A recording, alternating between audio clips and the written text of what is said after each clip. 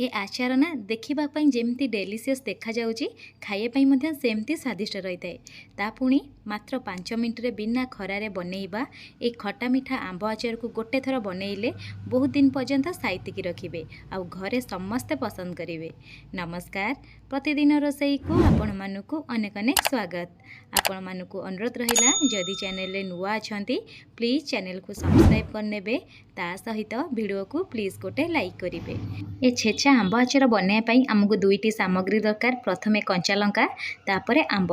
आउ कंचा लंकार परिमाण आपण जेतिकी नेबे तार 2 गुणा सब बेले आंब नेबे। आउ सब जिंस को भल से धोईकी गोटे सुखला कनारे पोछि नेइची। एबे आमे आंब को काटिबा। प्रथमे ता आग पटु काटि नबा। काटि नै सारला परे ता चोपा को छड़ाई नबा।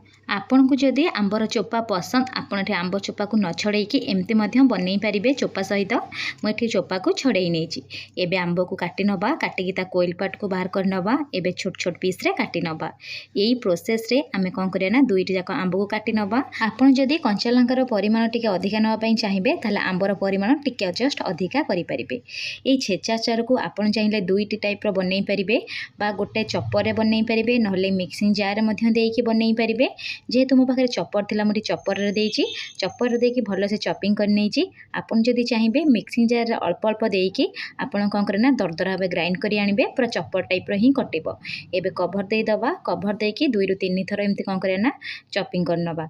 देखि पारुथिबे आराम से हमर आंब पूरा छोट छोट पीस रे चॉपिंग हो जाइची।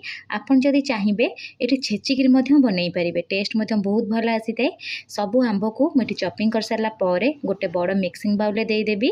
ता सहित कंचा लंका को मध्य भल से पूरा चॉपिंग कर नेची। ताकू मध्य मिक्सिंग बाउल रे देइ देबी। देइ सारला परे गोटे साइड रे रखि नबा। चलंतु प्रथमे मसला बनैबा।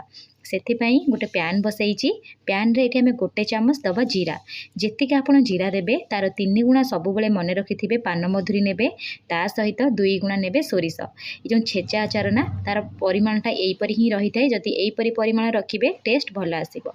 तापरे लो फ्लेम रे जस्ट टिके भाजी नबा।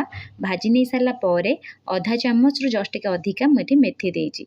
मेथी लास्ट को देबे, आगो देबेनी। मेथी देइकी जस्ट टिके भाजी नेबे। भाजी सारला परे गोटे प्लेट को काढी नबा। काढ़ी टिके ठंडा कर नबा। ठंडा कर सारला परे गोटे मिक्सिंग जार रे देकी दरदरा भाबे ग्राइंड कर नेबे। सेही पैन रे मु कोन करछि ना आधा कप सोरिष तेल दउची। सोरिष तेल को भल से टिके गरम करि नेबे। जेतले धुआं बाहरिबो आपण फ्लेम को ऑफ कर नेबे। आकु मध्य ठंडा पई बाहरे छाडी देबे।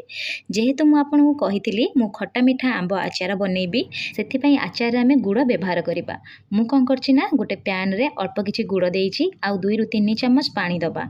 आपण माने जानिथिबे गुड़ रे गोटे कंचा स्मेल थाए। से स्मेल जीवा जाए 1 रु 2 मिनिट कौन करे ना आकु टिके भल से फुटई नेबे।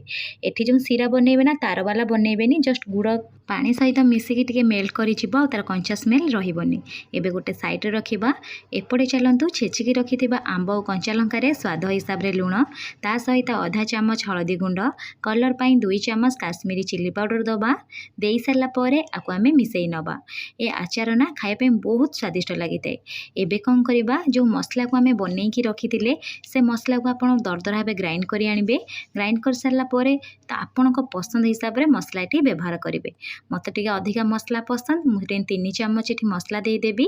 देई सारला परे गरम करि रखिथिबा सोरिष तेल को देबे। ता सहित आ जो गुड़ को आपण मेल्ट करि रखिथिले ना से गुड़ को मध्य देई देबे। देइकी आकु भल से मिसई नेबे। आ आपण ई आचार ते गोटे थर घरे बनै नेबे। ए आचार एते स्वादिष्ट लागिबो। आपण 2 मास कोन घर लोक तो गोटे दिन भितरे खाइकी मध्य सारी देबे। ए आचार को ना आपण गोटे प्लास्टिक बोतल हो बा काच बोतल को भल से धोई नेबे। धोई नै सारला परे सुखिला कनारे पोछि नेबे। आ आचार को देइकी स्टोर करिकी रखि परिबे। आपण गोटे थर ए आचार बनांतु। केमिति बनिला मो सहित कमेंट सेक्शन रे शेयर करंतु।